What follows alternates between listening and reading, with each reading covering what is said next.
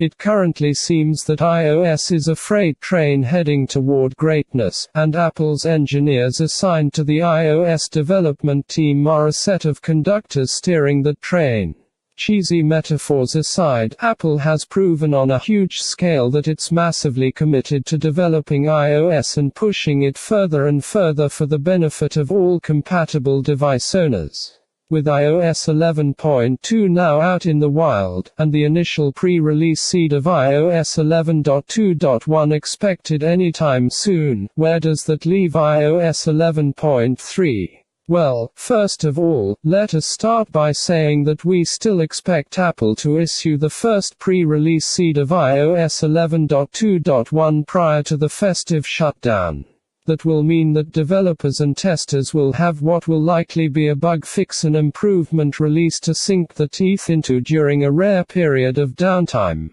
However, looking beyond that, and if we take into consideration historical releases of iOS 9.3 and iOS 10.3, then we can reasonably assume that Apple will look to let iOS 11.3 make a first pre-release appearance sometime in early January 2018 to kick off the new year off with a bang. A release of iOS 11.3 in January would come approximately 5 months prior to Apple officially revealing iOS 12 during next year's Worldwide Developers Conference, WWDC. With iOS 12 being a major release, we expect iOS 11.3 to be a semi-major upgrade just like how iOS 9.3 and 10.3 were, meaning that it will go above and beyond simply being a bug fix, a security patch release to improve stability and reliability. In fact, would go as far as to say that the release will actually introduce a number of new features which will definitely appeal to 64-bit device owners, and, more specifically, those who own one of Apple's latest flagship iPhones or iPads.